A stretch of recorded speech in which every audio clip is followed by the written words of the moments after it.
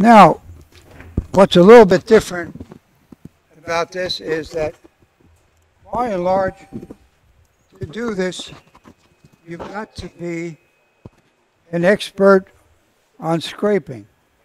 Now, it was funny, I just happened to pick up an old magazine, which was from 2000, and I think I gave it to, did I give it to you? Okay.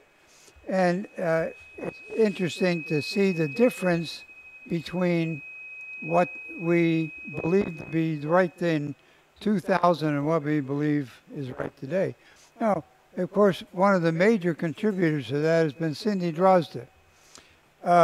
We paid her $2,000 to come, and we somehow or other thought it was worth every penny, because she taught us how to do fine work, getting the details right, and part of it is scraping. And most important is how do you sharpen it. And it wasn't too many years ago that we would take a scraper and we'd only grind it from one side, which is fine. Then you just have to remember to use it nose down. If you got nose up, you'd get a catch and it would hurt you. The other thing we would do is Lyle Jameson had a gadget where you could lay this down and run it across a pin, a hardened pin, which would raise a burr that you could see with the naked eye. Of course, it was so aggressive, nobody ever thought of doing fine work with it. So anyway, you got to bear with me while I carry on about this, because this is the secret of what we're trying to do here today. That's one secret.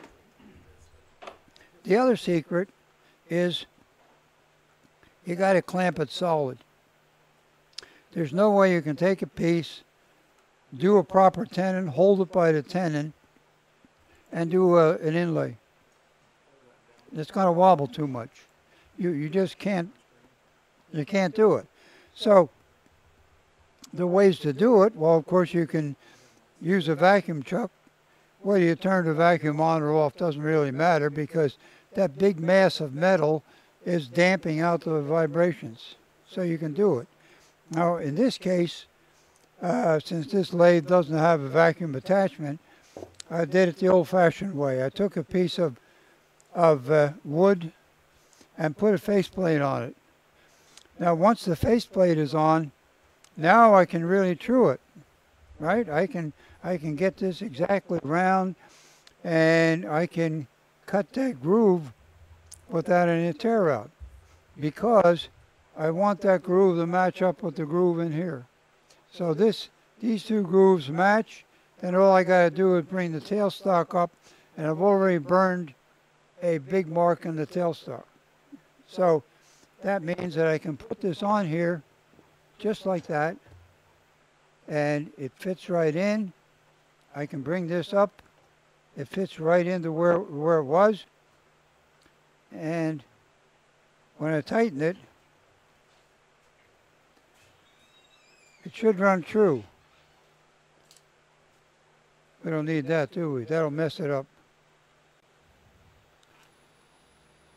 And it doesn't.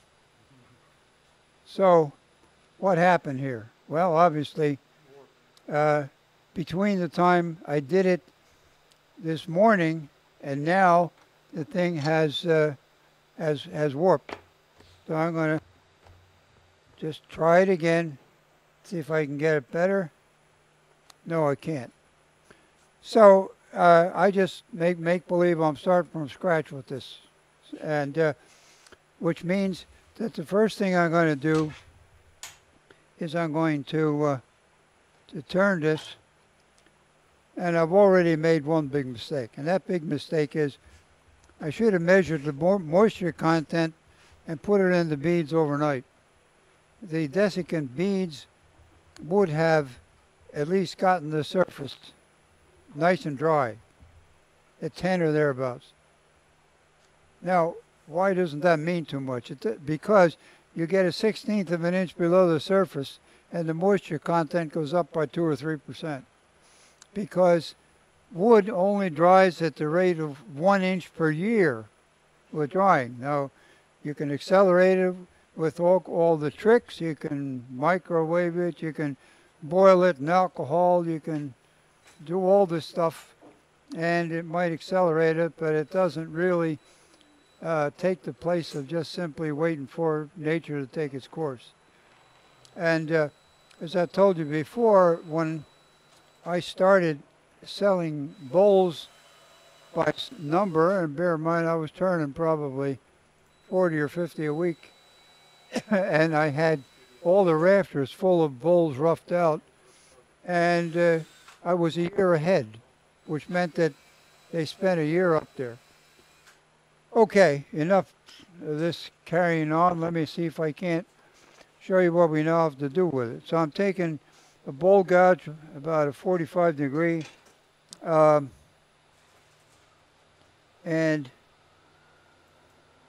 I'm going to just take and now true this.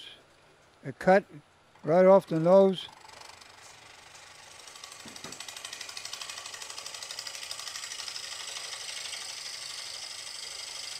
Moving the body, maintaining the bevel ride.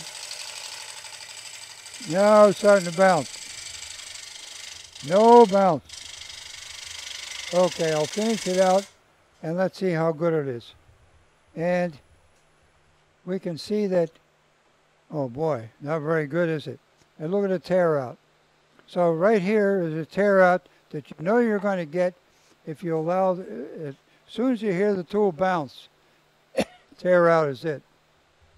Let's see if we can't do this again. See if we can get a little more speed maybe. I'll change the angle.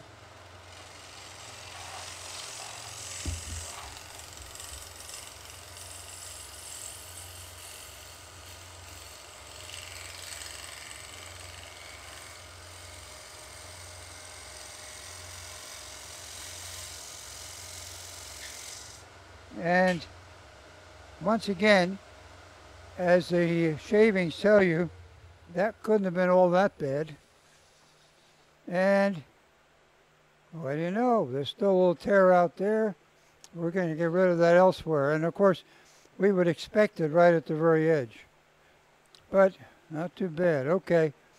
Now, if I'm going to finish this off a tenon, but because it's going to be a thin bowl, that's going to be kind of tough. So I'm going to just take this bottom off. I'm going to finish it off. I'm making a very delicate foot.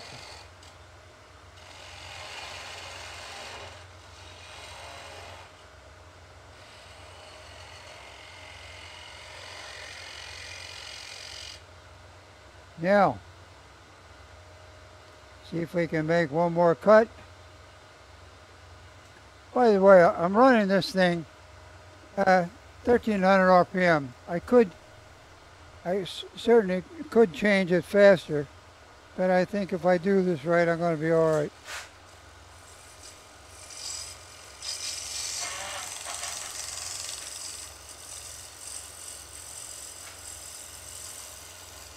No rush.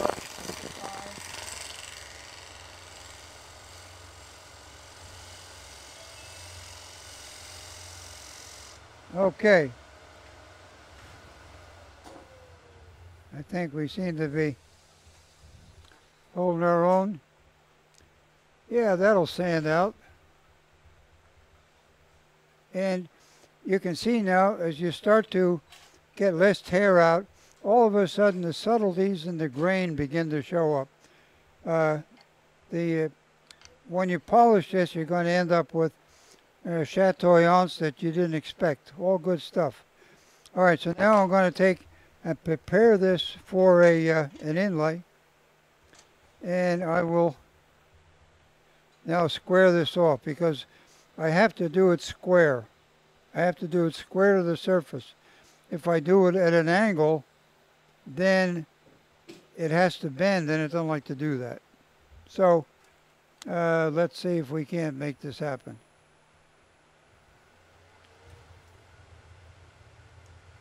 And is that picture off of that camera? Or is that off of you? It's mine there. Okay. Uh, I would like to note that here, the tool's dull. Well, it's sharp on one side. No, I'm using it at an angle. I'm not cutting off the nose. And where did that come from? Well, when we had Mark Soleil here, his story was he stayed in his shop for a year straight. Only came out for food and bathroom until he... Hey Frank, you need to get that cord out of your way. What? You need to move that cord. You know, we're going to have a disaster here soon.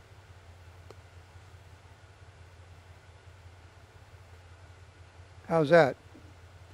And here again, nice shavings. And if I look at it, let's see, how's my tear out? Well, could be better. But that's pretty good. I'm going to do one more to see if I can't get this pretty well straight.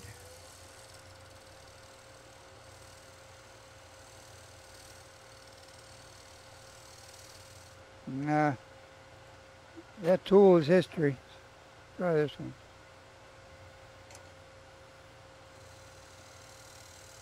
That's better.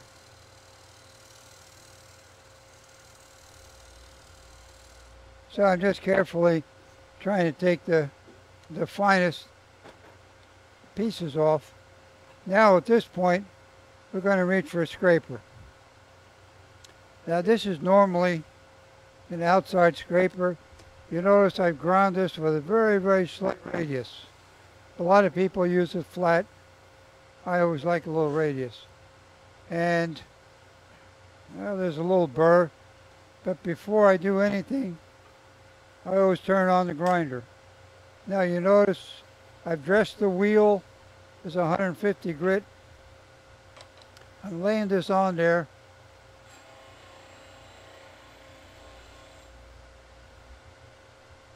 Not quite.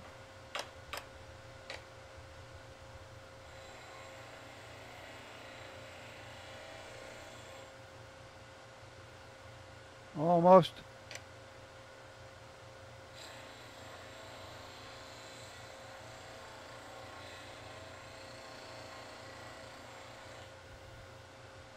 Okay. Does that show up pretty well, Eric? I'll put it here so you can get the shine off of it. And the important thing is the burr is over here on this side. I can feel the burr. Now, if you're curious how well, I'm just working on this. All of this is good enough I can sand it out, and I gotta sand it. But now I'm gonna lay this here roughly straight, and I'm going to take some finest shavings off of here. Now you can see that. And now you can see why it is I have a slight radius. Because even though I'm trying to scrape this wide a thing, I'm only ever scraping this much at a time. If you try to scrape wide areas with a scraper, it's going to bounce. You're going to lose it. And a scraper's a scraper, you know. And sure enough. Okay. That's pretty darn nice. So, I mean, here's the cross grain here, so here's where the tear out would be. And there's a little bit here, just out of curiosity. I wonder if I can take and fix this.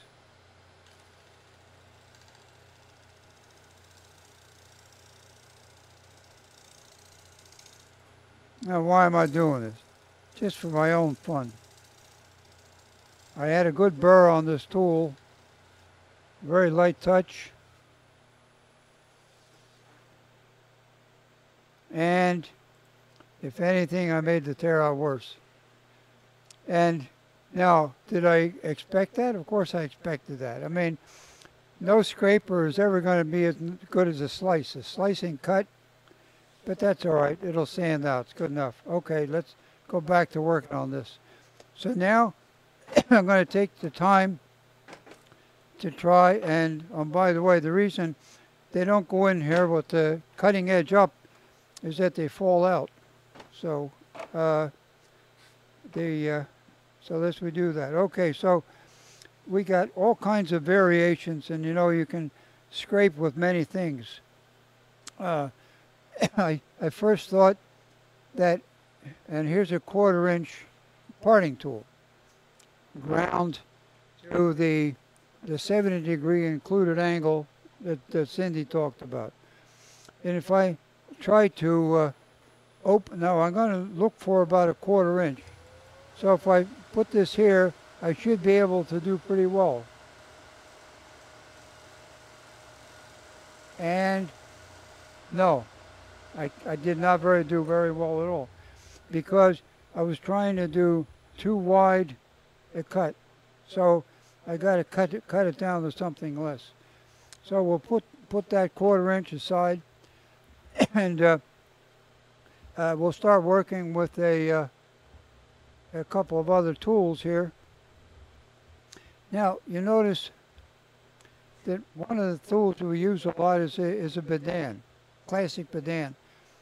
For years I thought you had to be French to use one of these, because they absolutely make these tools talk. They can do things with them that I can't. But what you do end up with is a very, very nice flat, and boy, can you run a nice scrape with these. So you're going to see a lot of them. There's this is a 3/8, and this is an 8mm, just slightly less. And by the way, you know, these things are cheap, and so I got a lot of them. By the way, here's the other parting tool. Here's a 1/8 one, still from Thompson. And let me put these down for a minute, try not to drop them, and talk about, if you notice here, on these parting tools, I've taken the time to lap the sides. Why have I done that? I just have a diamond hone, and I'm going to lap the sides, because when I raise the burr, I may have done a little bit on the side, and I don't want the side to be interfering with the perfect cut. So I do that. Now, let's see what happens here if I go to this one, which is 1/8 of an inch. And I come up here. All right. I can do pretty well. But I got a little less than a 1/4 inch, and now we're going to let's work on that some more. Let me get a strip out. These are the strips that I bought that I said are not too good, and you can see how they're falling apart. You know, they're brittle, all this sort of thing. So. And this is why it's so hard to use. I'm going to use them anyway. And because I ended up finally figuring out a technique to allow me to get results with the garbage. So I'm going to lay this in. That's a little wider than what I want. We'll put this aside. And by the way, I'm going to take, Alan brought his. So these are strips that he has gathered up, and there's many different patterns. So this is what I was talking about earlier, that you can have different patterns to match what the piece that you're trying to make. How good does it have to be? Is this remind you of a harlequin? You want this for a bowl that's got a little life to it? Or do you want a Greek key? Here's a Greek key pattern that's popular. And of course, there's any number of southwestern motifs that are quite popular too. So, but instead of using his, I'm going to use mine. I'll put this away. And furthermore, Alan found a guy up in Canada. What? They're all hard maple, variations of it. No, they're all different widths. Yeah.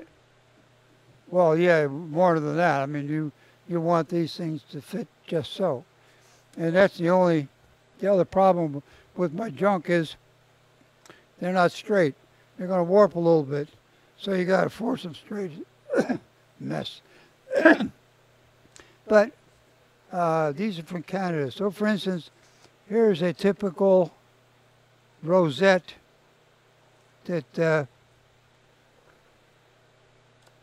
you would use. No, you see these in guitars. The higher end guitars will have a beautiful color there. But the big thing, as you look at these pieces, he's got them in coils. Wow, what a wonderful thing. So this is already a piece that is set up to do what we're doing because they've already been bent. Whereas most of these others are made for people to do in a tabletop or a box or what have you. Okay? So I actually, good. Look at this one. If I break it, it'll kill me. But look at that. What a perfect feathered arrow thing. That would be great on an Indian motif. I ended up trading one of these strips. He was willing to trade one strip for a piece of Norfolk pine. I thought that was a good deal, but I think he took two. Okay, put that away. I'm going to look at the variety here. I'm going to use a little narrower one. I got a lot of these. And would that fit in there? Yeah. Excuse me, I got to turn this on for a minute. I got to see. Okay. Because now you see, I've got to make that exactly fit. And, okay. So now we're going to make that one fit. Let's go back to the tools there. Here is an 8mm Bedan. And, okay, this is a hair narrower than what the piece is. So if I make the groove to this and then just open it up a little bit, that should work out pretty well. So let me try that. Again, use a lot of revolutions here. And hold it. Make sure you got the burr side up. Lay it in there.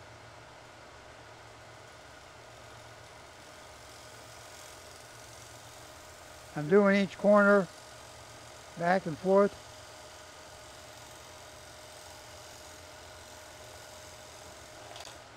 And here again, look at the shavings.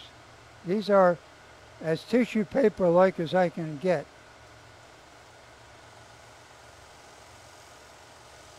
How deep do you want to go? I want to, and of course, there's a whole bunch of philosophy there. I'm going to make them a little deeper than they're supposed to be. Some people leave them proud.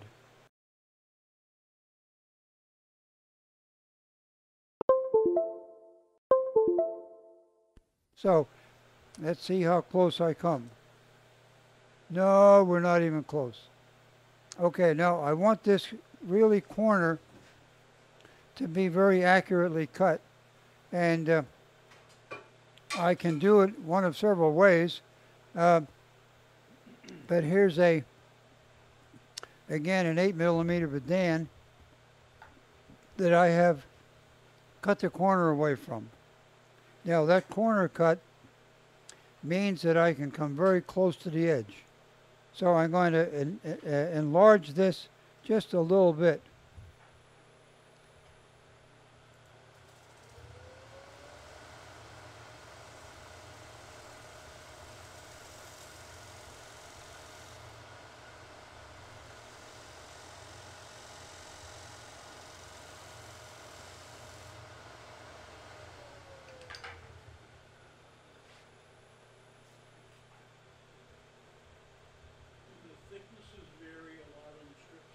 No, well, it does on this because somewhere along the line they got wet, and that's why the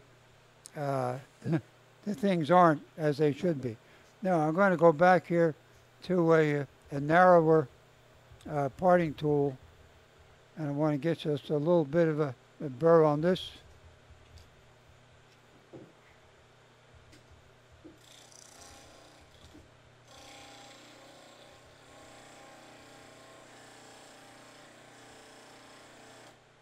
Now, you notice more often than not, I don't bother shutting the grinder off because I'm constantly going back to it. The burr is only good for 2 inches of material. And then you got to refresh the burr. Now, let's see if this isn't going to work. Just a little wider. And a little wider.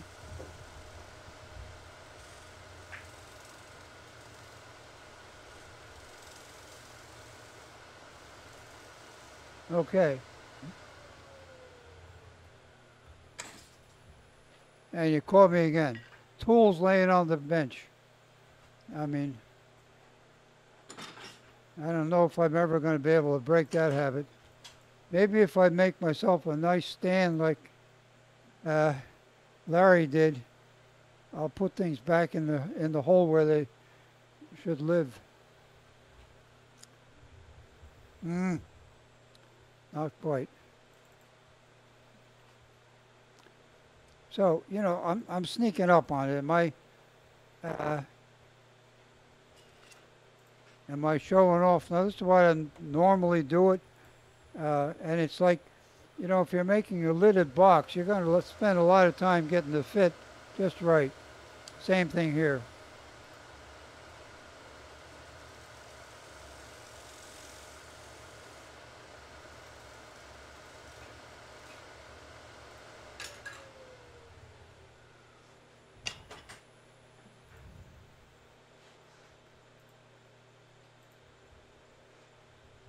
Very close. We'll stick with the same tool, and the edge is still pretty good.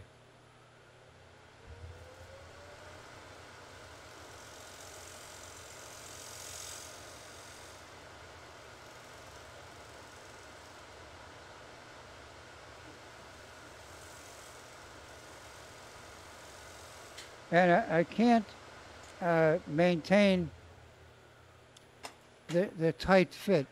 If this is good material, I could have an absolute snap-in fit. There we go. That fits very nicely. I can push in and it seats in.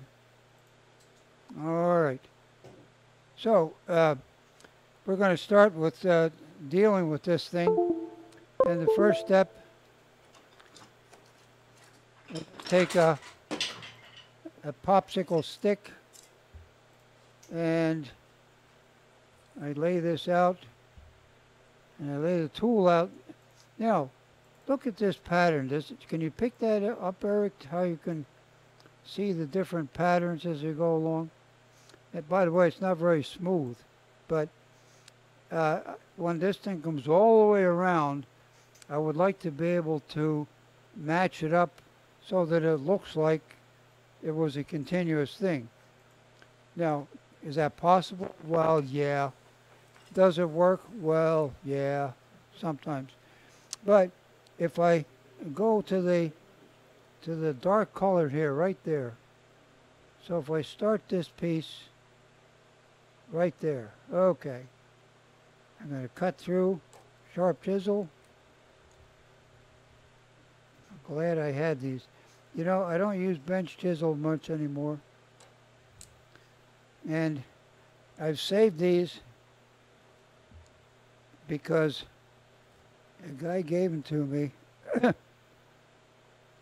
A friend had bought a Ferrari and needed a new floor, and so I put a new floor in a Ferrari, and would save them thousands, and I got a set of chisels, and I thought it was a good deal because the pleasure of working on the car was something I would have done for nothing anyhow. Okay, so now we're going to glue this in. We know that it fits. I know this starts, and I'm going to go backwards on this thing. I'll lay this in, and here is my magic for making all this work. Guess I can turn that off now. And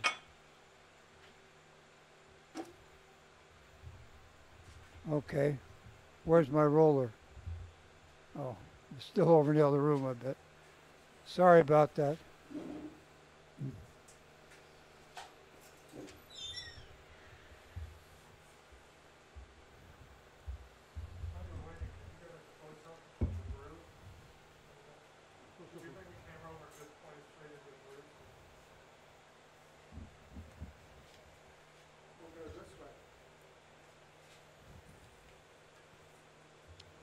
No, did I bring it over?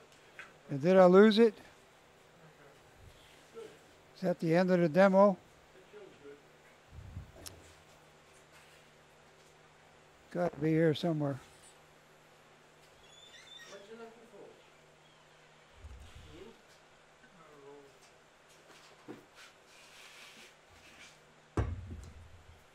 Things got buried here.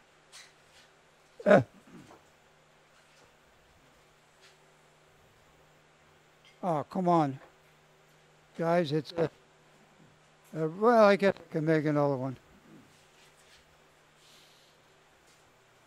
Well, I set this up when I worked with it. I'll make another one. And what I do here is I take Tom Falcone made this for me many years ago, and it's just a roller for and the roller works very well for a 3-roller thing, but I can use this now as a means of pushing that into the groove. Now all I got to do is clamp this on to something. This will work. There it is. Buried under. Oh, Jesus. Is it getting late? Is it past my bedtime? So I'm going to then set this up, and I'm going to move this up so that I'm actually compressing it. I lock this so that you can see as I move this around, this roller is pushing it down into the groove. If there was good material, I wouldn't have to do that, but it isn't. So what we're doing here is we're starting with this, and I'm using a medium glue, CA glue, medium. We're going to need some accelerator, medium. And I'm going to just take and coat a little bit of this. Sure I am. As soon as I can get the top off.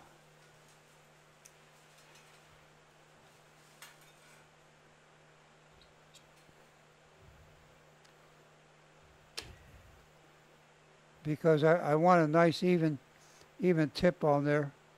That's good. Some of those little minor things, or as they say, the devil's in the details here. So I'm going to put just a little bit of this on here. Coat about that much. That's enough. And I'm going to put the strip in, push it into place, lay it in there, and come around and hit the roller. And the roller pushes it in very nicely. And I can now take and just give this a shot of accelerator. And that should hold it. So as I back off, if it pops out, I'm going to be upset. No, that's good. So that's a start. So then I'm going to go on to the next part here. And I'm going to do that much. And the secret is for me to take the accelerator and squirt it onto this. So I got the glue on one side, the accelerator on the other. I'm going to bring this around and in, snap into the groove, come around with the roller. And because we have the accelerator on the one side, it snaps right in. Was that impressive? So anyway, if you try and do it otherwise, you're going to slop the glue in. So this is now up to there. I'm going to just keep right on going. And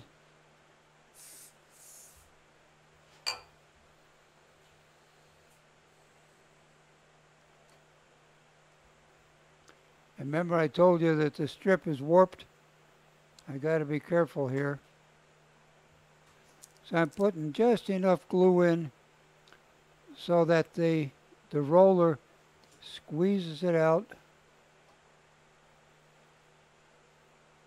Just squeezes it out just a little bit. I'm a little off with it. Stick with me for a minute.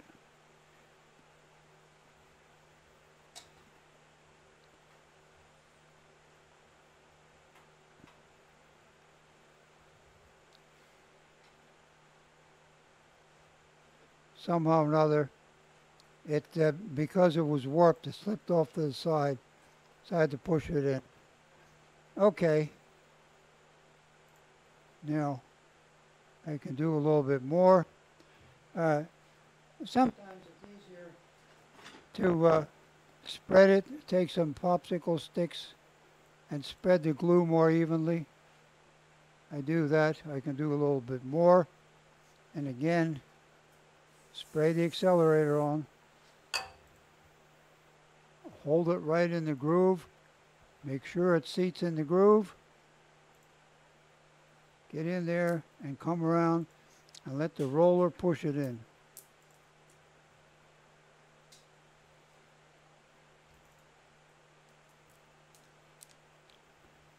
So now I'm probably going to run out of strip before I run out of groove. Well, maybe it'll work. Or I can just then join it. We'll see.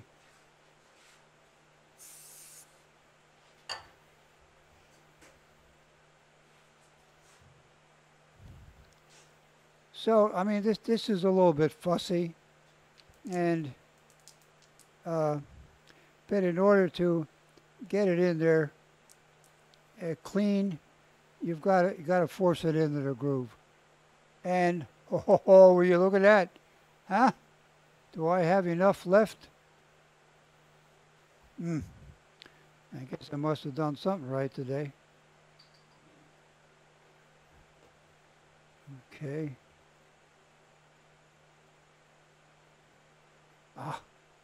I picked up a piece of sawdust. Come on.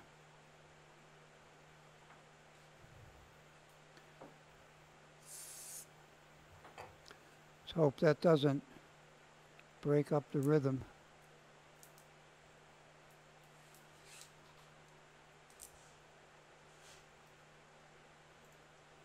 Okay, now, as we get to the end, I don't know if you remember, but I cut this right at the edge of a white piece, figuring that there's more white strips than anything else.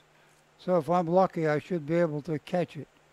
And as I come around here, yeah, it's going to be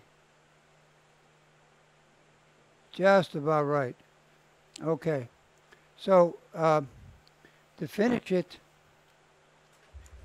I usually will take and mark exactly where I want to cut it.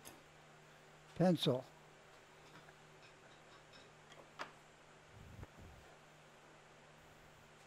I'm going to lay this across, and I would like this to cut right at that, right there. It's going to pop in. Okay. And I'm going to put this behind it. And take my sharp chisel.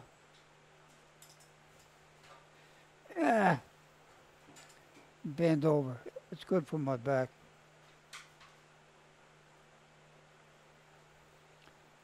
And I can cut it right there.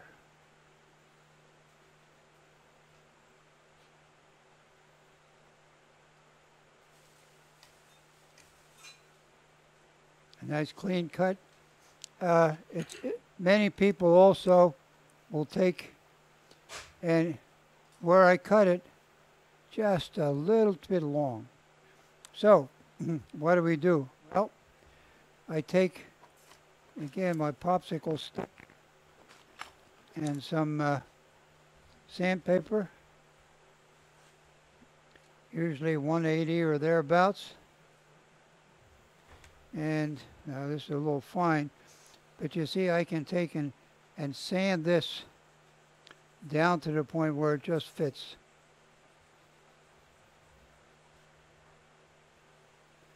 I need the rougher stuff.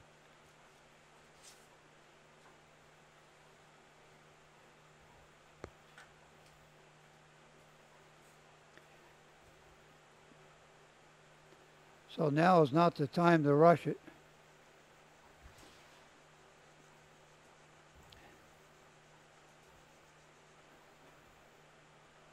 A little more.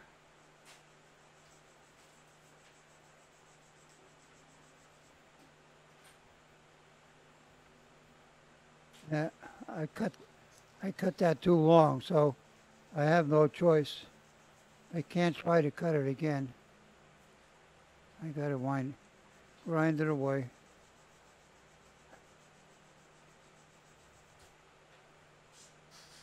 A little more.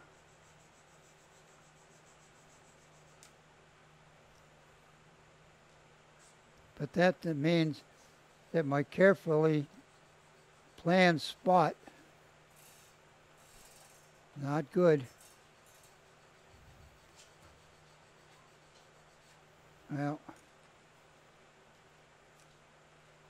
hey guys, it's only a demo. Okay. A little bit of glue in there. And this time, we're not going to bother with the accelerator, because I'm coming right around here and I'm going to squeeze this together, push it into place, use the stick to shove it in,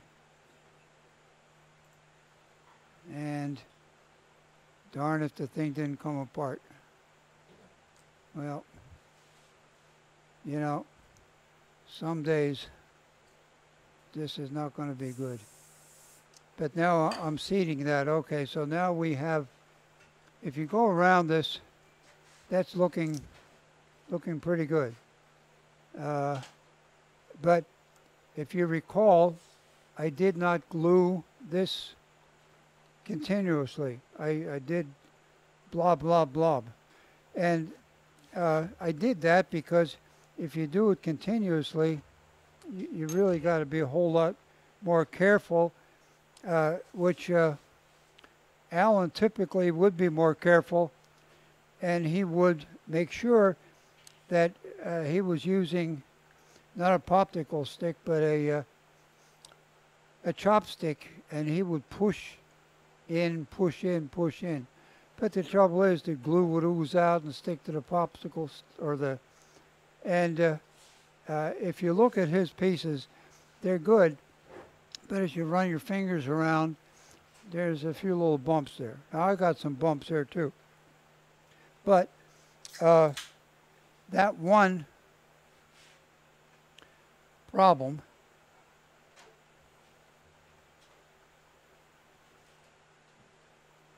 we need, yeah, I'll use this tool rest.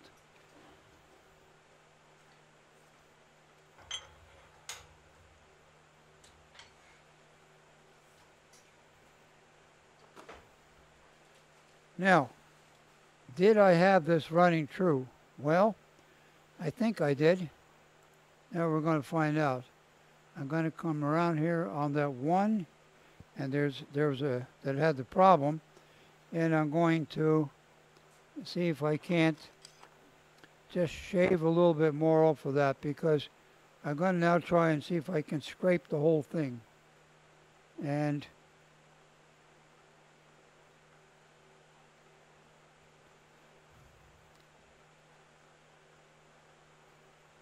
I cut just a little bit more out.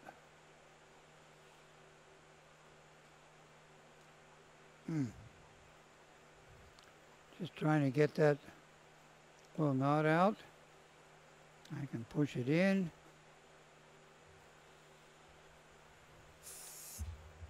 See if it'll stick. So here's the next part of it that I figured out. If I now take regular thin CA, and we know that the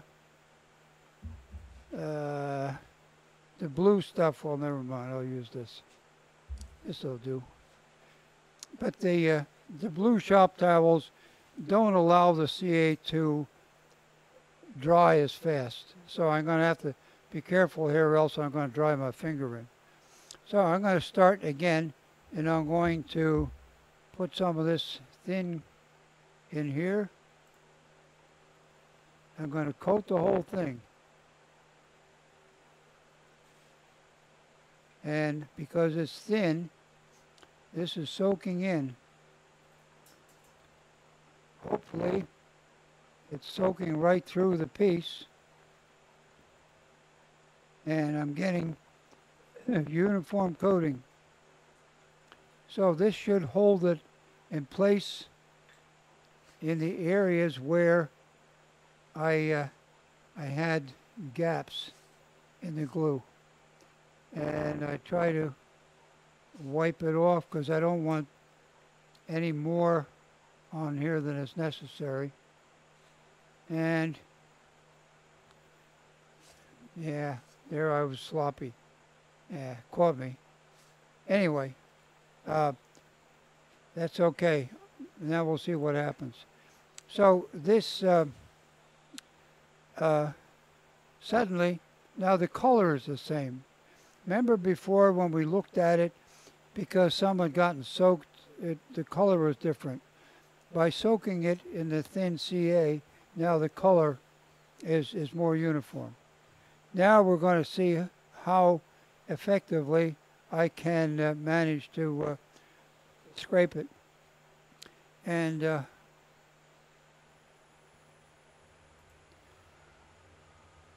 was a little sloppy. I'm not too confident.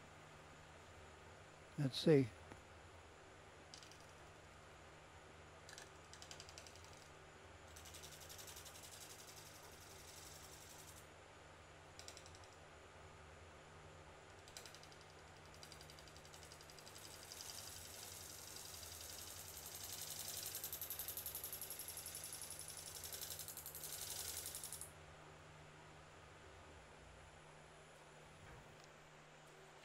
Well,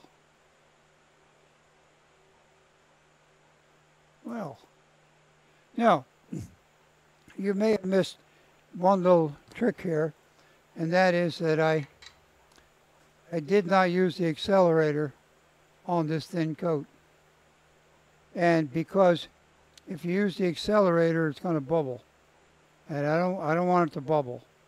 So I'm running the risk of it not having, but you know, I know that the consistency is pretty good here. I know that the thin, and that's a pretty fresh bottle, is going to give me 30 seconds, 32 seconds. So that's what I was counting on. Otherwise, I would have sprayed the whole thing. If it was heavy, I would have sprayed it. Now, let me see, let me take a little bit more off.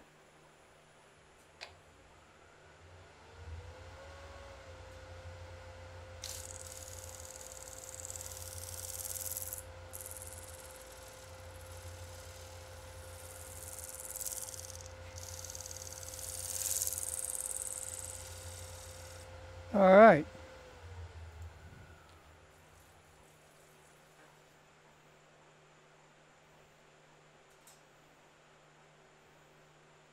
There's still some unevenness there. I don't dare take too much off. I'm gonna sand it from here. But at this point, I've gotten a fairly uniform thing, and my finishing procedure would be to go through and work it out. Here's 180. Let's see what that gives us.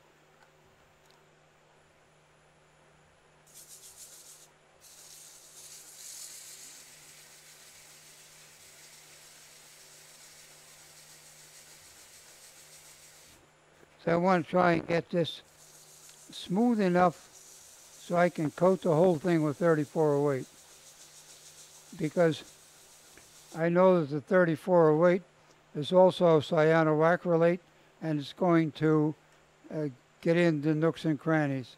Now, this was too fine because it's heating up. I don't dare heat it up, so let me switch over here to another one. It's 320. Okay, I'm going to start with rougher because I need to get rid of that CA that shows.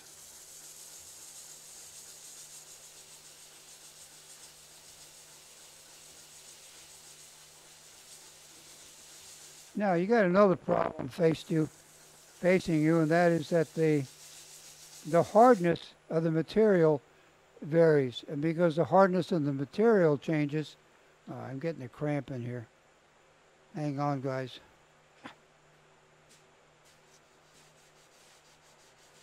So I should sand this a little harder. I'm still working with the 120 grit. I would normally do this with a power.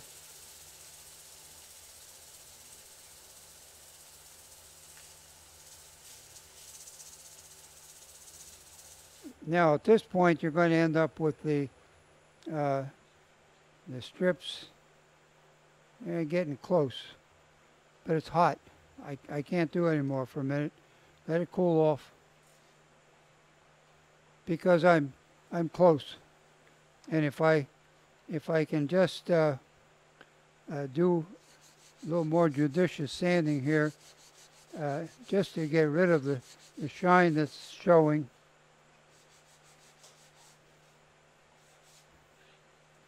And, you know, typically we would want to sand this down to 400. And I'm going to now run the lathe slower because I don't dare heat up.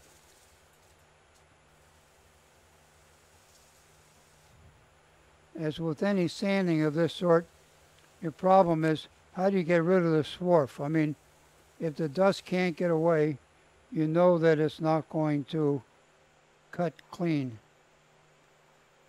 No, this is not. Okay, I'm going to try and scrape this once more, see if I can't get a uniform. refresh the edge.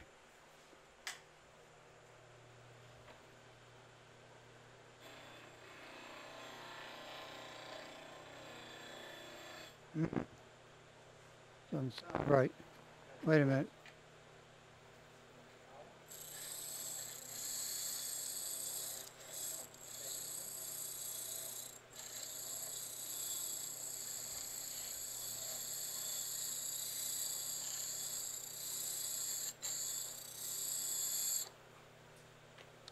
With the ceramic stones, of course, you have to redress them several times a day.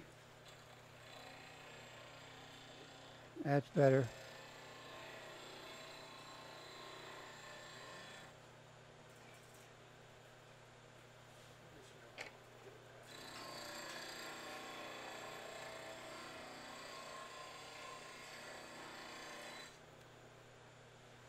Got it.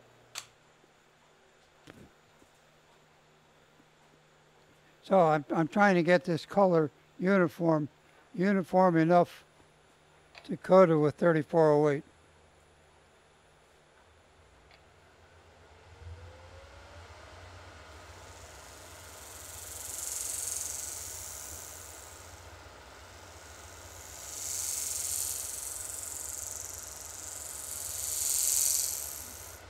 Now you notice there's some color coming off, so I'm actually cutting into the strip. Yeah, that's looking better. A little more right off of this corner here.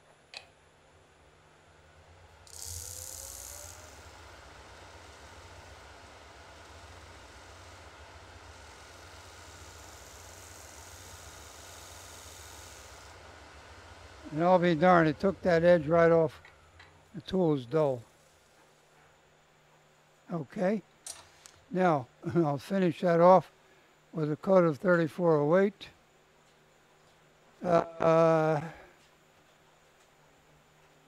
Where's the paper? Well, you can use that. I had paper towel here.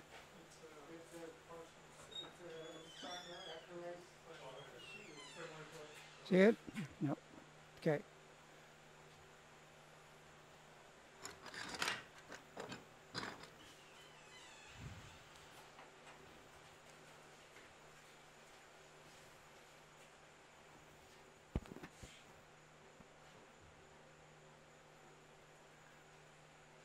All right, where did I put it down? Here it is. Now, I want to run the lathe slow so I can coat this. A little slower.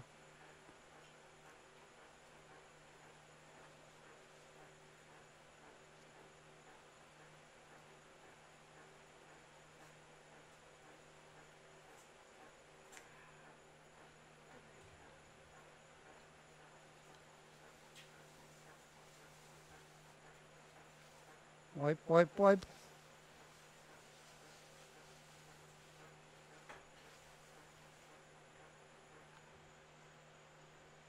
And there you go. Now we got a coating of 3408 on there. If you want to finish it at this point, there's nothing wrong with accelerating. We could put accelerator on there and then go after it with 400 or 500 to kind of finish it off. I don't normally do this because I'd rather take the piece and go right to the buffer. But as you can see, on a piece that, like I said, the strips were junk, I've come up with a technique that I think improves on what I'm able to do. And of course, at this point, I would simply sand this out and finish the whole thing before I release it from the backer board. And then, because I have no foot, I would end up doing the inside off of, I'm forced into a vacuum chuck now. So there she be. Now, questions? Anybody? No. Huh? Frank, is that inlay about the thickness of the veneer, or is it a little Yeah, yeah. about it? About a what? 1/128th? Something like that. I'm gonna take it off now, and you can see it, and it is not perfect. And of course, I have to finish the inside, but I can sand that smooth and do things with it. Why didn't you put a tenon on? What? A tenon? Because I couldn't hold it accurately enough. No, but to finish the inside and so on. Just doesn't hold it accurately enough. Not at the thickness that I want. Now, if I let, a utilitarian bowl, I'd leave it that thick, or you could be. I wouldn't, but if we've taken all this trouble, we certainly want them thinner, and in order to cut a thin bowl, you got to support it somehow, and the vacuum chuck is about the only way to do that effectively.